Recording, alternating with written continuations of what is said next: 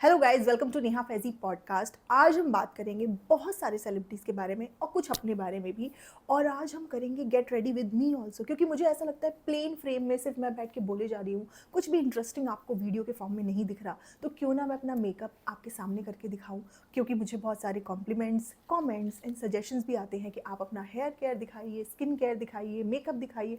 तो जो मैं आपको इस वीडियो में दिखा सकती हूँ मैं दिखा दूँगी। तो आज हम करने वाले हैं मेकअप, और मेकअप करते करते हम करेंगे बहुत सारी बातें। सबसे ज़्यादा जो मुझे क्वेश्चन आया है वो ये है कि आपने भंभावना का वीडियो क्यों रिमूव कर दिया, आप भंभावना के वीडियो को क्यों डिलीट कर दिया, और बहुत सारे वीडियो आपके चैनल से गायब हो गए।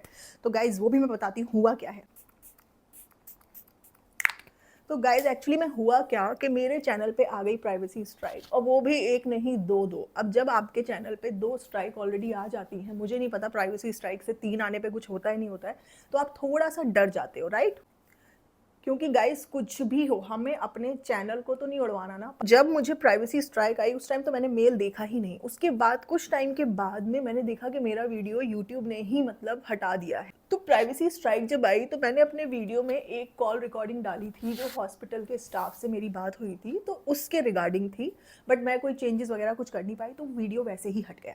बट गाइज हम फालतू में रिस्क क्यों लें, इसीलिए मैंने बाकी वीडियोस भी प्राइवेट कर दिए, क्योंकि अगर 2 स्ट्राइक आ रही है तो इसका मतलब तीसरी भी आ सकती है, और तीसरी में अगर यूट्यूब को प्रॉब्लम हो गई तो मुझे प्रॉब्लम हो जाएगी। तो इसीलिए मैंने सारे वीडियो प्राइवेट कर दिए, जिससे मैं थंबनेल हटा दूँ या कुछ भी छोटी मोटी एडिटिंग, मैंने अगर कहीं फोटो वीडियो यूज़ कर रखा है तो वो हटा दूँ, जिससे कोई मुझे स्ट्राइक मारे भी तो वो वैलिड नहीं हो।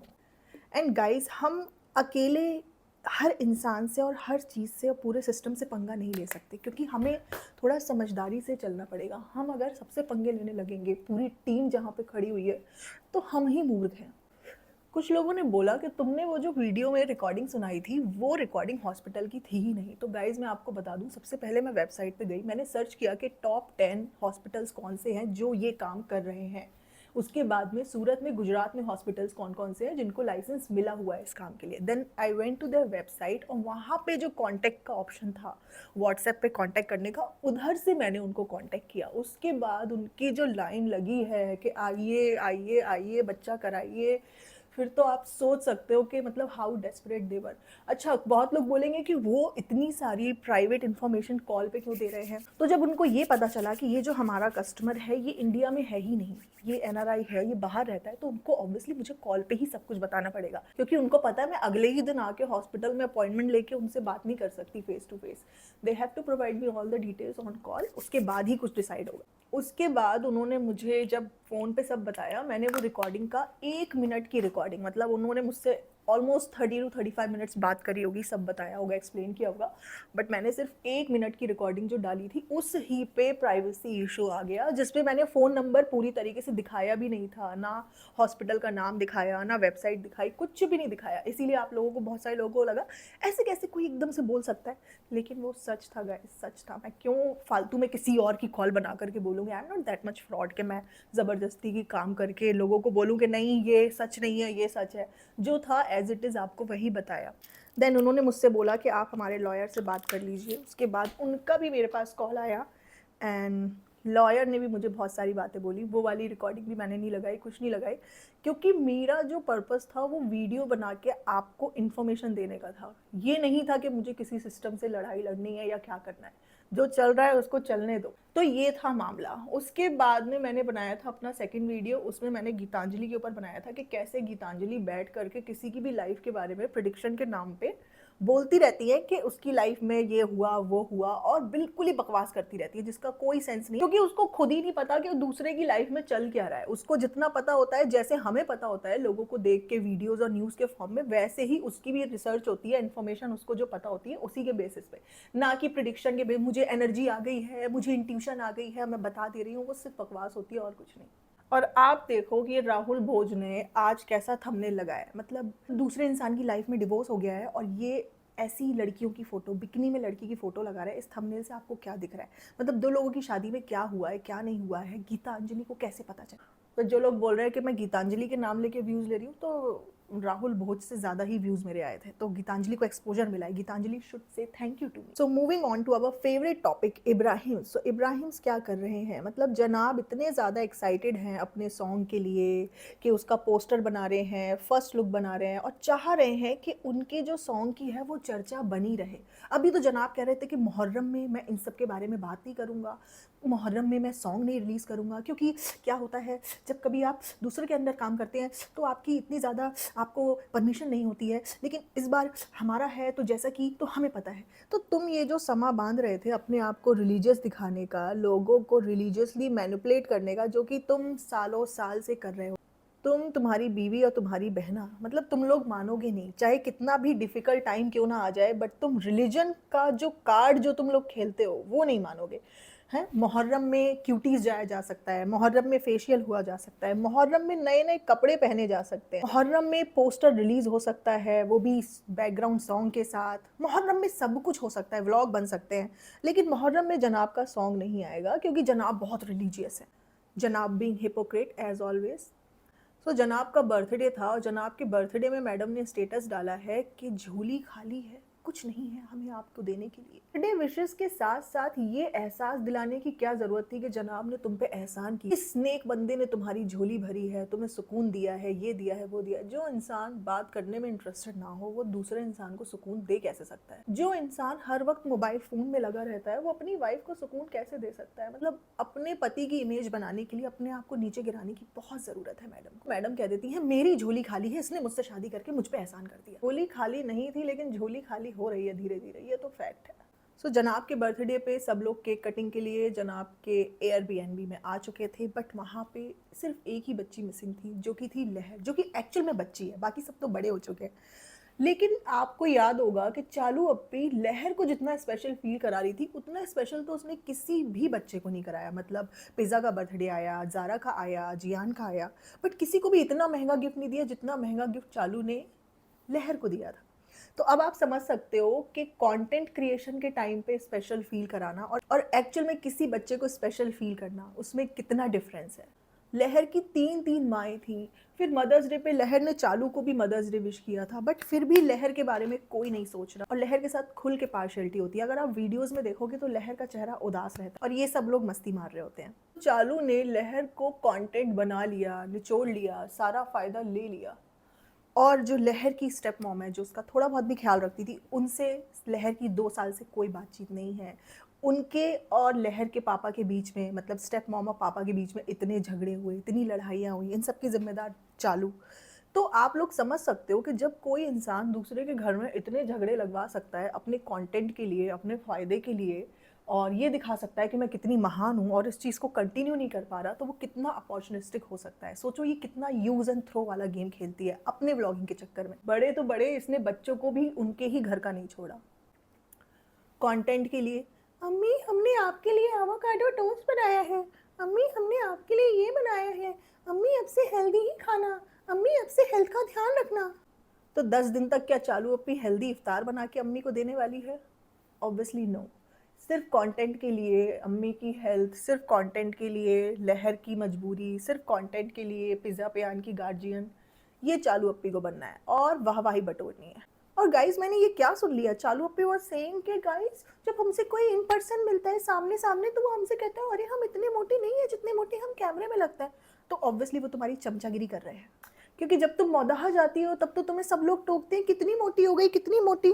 तुमने खुद ही बताया था कि मौदाहा में सबने तुम्हें टोका, तुम कितनी मोटी हो गई। तो ये कौन से लोग हैं जो तुमसे कह रहे हैं तुम मोटी नहीं हो, फिर तुम्हें कह रहे हैं तुम मोटी हो। तो तुम खुद बताओ कि तुम इतनी हिपोक्रेसी क्यों फैला रही हो। चालू चालू तुम भूल गई, लोग तुम्हें कहते थे तुम मोटी हो, तुम ही ने बताया था।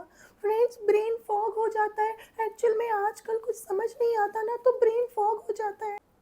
और इसने बोला कि फ्रेंड्स हम कैमरा एंगल की वजह से मोटे दिखते हैं, एक्चुअल में हम इतने मोटे हैं नहीं, 0.5 वाले फ्रेम में होते हैं तो फ्रेंड्स हम ना मतलब मोटे नहीं लगते हैं, फिर हम पास वाले फ्रेम से करते हैं तो फ्रेंड्स हम मोटे लगने लगते हैं। तो मतलब अपने आप को इतना जस्टिफाई गाइस कौन करता है? मतलब आप खुद सोचो कि लोगों को ये यकीन दिलाने के लिए कि आप लोगों को मैं कैमरे में मोटी लग रही हूँ, लेकिन एक्चुअल में गाइस मैं मोटी नहीं हूँ इतनी जितनी मैं लगती हूँ आपको। तो चालू, अगर तुम इतनी मोटी नहीं हो जितनी तुम लोगों को लगती हो तो तुम्हें डॉक्टर क्यों वेट रिड्यूस करने के लिए बोलता है? हर बार तुम डॉक्टर के यहाँ से जब आती हो तुमने हमेशा बोला, जब तुम्हें अर्थराइटिस वाले तुमने बोला मुझे बड़ी बीमारी हो गई है, इतनी बड़ी बीमारी हो गई है। सोचो इंसान अपने आप को बीमार बता के सिंपैथी लेने के लिए कैसे कैसे इसने टाइटल डाले हुए हैं। मुझे ऐसा लगता है इंसान जब बीमार होता है ना, तो एक स्ट्रॉन्ग, एक सेंसिबल इंसान को अपने आप की कुछ बातें पर्सनल रखनी चाहिए। हाँ, थोड़ा बहुत डिस्कस कर सकता है, लेकिन उस पर सिंपैथी खाओ, व्यूज़ लो, फिर एक्चुअल में कोई बीमारी आ जाती है तो फिर दुआ करिए, दुआ करिए, दुआ करिए, दुनिया भर दुआ करिए। आजकल को इनका कंटेंट सिर्फ दुआ करिए, दुआ करिए, हमारा गाना आ रहा है दुआ करिए, हमारा गाना सक्सेसफुल हो जाए दुआ करिए। पहली बात तो मुझे ये नहीं समझ आ रही कि गाना चल जाए, गाने में तुम्हें सक्सेस मिल जाए, इसमें दुआ का क्या कॉन्सेप्ट है? ये तो बहुत ही कॉन्ट्रडिक्टरी बात है। मतलब this is not allowed in Islam, this is actually हराम। तो अब इनका गाना सक्सेसफुल हो जाए जिसमें ये लड़की के साथ रोमांस कर रहे हैं, उसमें भी इनको अल्लाह ताला से लोग दुआएं करें। मतलब खुद तो गुनाह करेंगे, लोगों को भी गुनाह करने के लिए बोलेंगे कि हमारे लिए आप दुआ मांगिए कि हमारे गुनाह में शामिल हो जाइए। और अब तो लोगों ने चालू की फेकनेस को इतना ज़्यादा आइडेंटिफाई कर लिया है कि लोग समझ चुके हैं कि ये जो फेक वॉइस है। तुम फ्रेंड्स, आज हम यहाँ गए थे, हमारे रेस्टोरेंट की ओपनिंग हमने नहीं रखी फ्रेंड्स, क्योंकि पापा की तबीयत ठीक नहीं थी तो कुछ समझ नहीं आ रहा था क्या करें। फ्रेंड्स, जब पापा ठीक हो जाएंगे तब हम फ्रेंड्स रेस्टोरेंट की ओपनिंग रखेंगे। जबकि इसने रेस्टोरेंट की ओपनिंग के लिए लोगों को पहले ही इन्फॉर्म कर दिया था कि फ्रेंड्स इस बार है ना, भाई भाभी नहीं होंगे, पापा नहीं होंगे, लेकिन हम लोग करें क्योंकि फ्रेंड्स बिजनेस है, चलाना पड़ता है, बहुत नुकसान हो रहा है, इतने टाइम से बंद पड़ा है फ्रेंड्स, उसको तो हम रोक नहीं सकते फ्रेंड्स, लाइफ को तो आगे चलना ही है। इसने कितना ज़्यादा पूरा लेक्चर दिया था, और इसने एक जो खुशामदीद का मग है वो भी दिखाया था कि फ्रेंड्स जो जो यहाँ पे आएगा तो उसके लिए हमने ये बनवाए हैं। इसने मतलब भरपूर लालच देने की कोशिश की, लोगों को इन्फॉर्म किया, और इसने इंस्टा पे स्टोरी भी डाली थी कि आर यू गाइज रेडी, अब हमारा खुशामदीद ओपन हो रहा है तो आप लोग एक्साइटेड हैं। मतलब तुम्हारा रेस्टोरेंट ओपन हो रहा है तो दूसरे लोग क्यों एक्साइटेड होंगे? तुम एक्साइटेड हो ना। दूसरे के लिए खुश होना अलग बात है, लेकिन दूसरे के खुशामदीद की ओपनिंग के लिए एक्साइटेड होकर पड़ा हुआ है क्या? उछले जा रहा है क्या अपने घर में? इस चालू अप्पी को उम्मीद थी कि जैसे मेरे इंस्टा की स्टोरी पे बहुत सारे लोग भागे भागे चले आते थे, अपना चैनल चलाने के लिए लोगों की उम्मीदें होती थी कि चलो कोई बात नहीं, मतलब चालू के पास जाएंगे, चालू के साथ सेल्फी लेंगे, चालू से अपने व्लॉग में बुलवा लेंगे कि हमारे चैनल को फॉलो करिए। लोग बहुत सारी गलतफहमी में थे कि बहुत सारा फ़ायदा हमें मिल सकता। तो बेचारे जाते थे और चालू के साथ में फ़ोटोज़ क्लिक कराते थे, सेल्फीज़ क्लिक कराते थे, और बेचारों को कोई फ़ायदा नहीं मिला। तो जो लोग ऑलरेडी आ चुके थे वो दोबारा नहीं आए।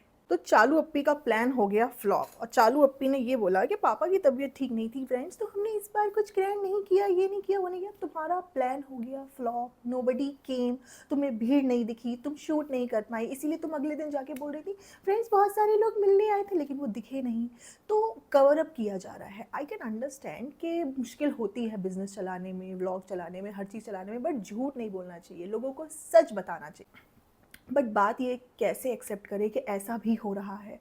तो हर ब्लॉगर की कहानी है, ऊपर जाते हैं फिर धीरे धीरे नीचे आते हैं, एक्सेप्ट सौरभ जोशी तो ऊपर ही ऊपर चलता चला जा रहा है। और सबसे इंपॉर्टेंट बात, ज्ञान नहीं देता। कुछ अच्छा काम करके दूसरे को जो ज्ञान देते हैं ना, वो सबसे बड़े हिपोक्रेट होते हैं, क्योंकि वो फॉर अ वाइल सिर्फ कैमरे के सामने ही अच्छा कर रहे हैं, बैकग्राउंड में वो अच्छे हैं नहीं। So guys, this is my dress. और मेरे डॉटर की जो बर्थडे पार्टी थी उसका लुक मैंने रिक्रिएट किया है, क्योंकि आज भी मैं बाहर जा रही हूँ तो मैंने सोचा यही ड्रेस पहन लेते हैं, उसके बाद इसको वॉशिंग में दे देंगे। एंड जो सबसे इंपॉर्टेंट बात थी वो तो ये थी कि मैडम ने एक्नॉलेज करना शुरू कर दिया है अपनी मॉम को कि मेरी जो मॉम है वो मेरी बैकबोन है। अभी से नहीं, बहुत टाइम से वो तुम्हारी बैकबोन है। तुम्हारी मॉम के अलावा तुम्हें इमोशनली मुझे नहीं लगता किसी ने इतना सपोर्ट किया होगा। और तुम्हारा बच्चा होने के बाद तो बैकबोन नहीं, ऊपर से लेके नीचे तक पूरी तरीके से तुम अपनी मॉम पे ही डिपेंडेंट हो।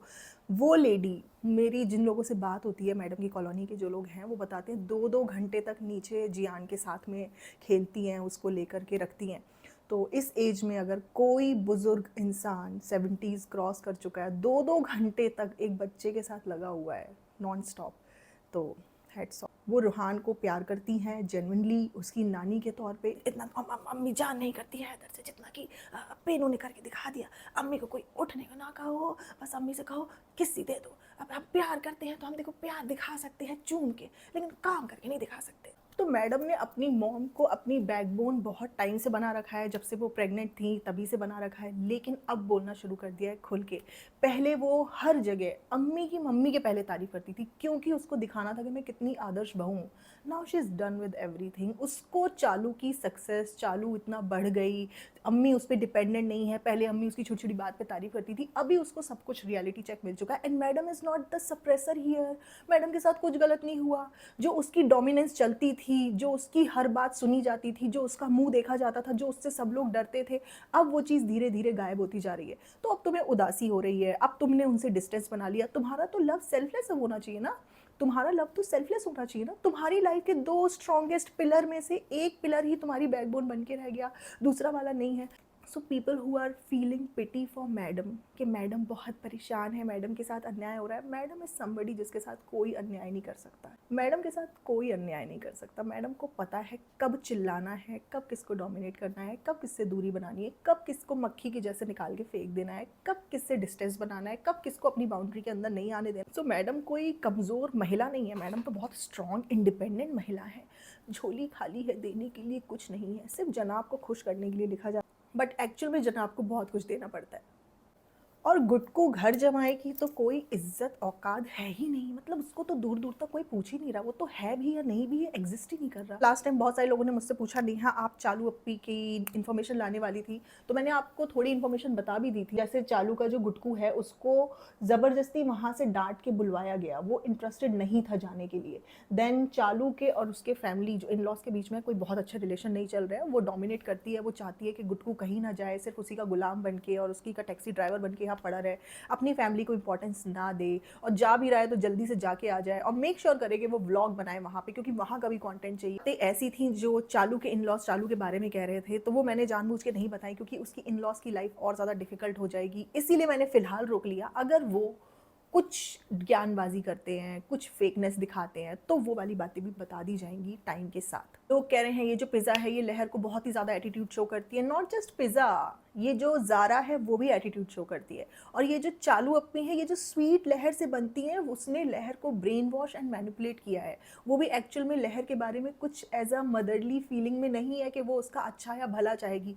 अगर वो उसका भला चाहती तो वो उसके बारे में ऐसी बातें करती नहीं। हम लोग तो अनजान है, जो क्रिटिसाइज कर रहे हैं, जो बोल रहे हैं, जो इनके घर के लोगों के बारे में बता रहे हैं। बट चालू ने तो लहर की लाइफ एक्चुअल में बहुत ज़्यादा मिजरेबल बना दी है, बहुत ही ज़्यादा। ये छोटे मोटे गिफ्ट से लाइफ नहीं चल जाएगी। ये भी तुम दे रही हो उसको छोटी मोटी स्टेशनरी, बैग, बुक्स, ये वो, कुछ नहीं होना, कुछ भी नहीं।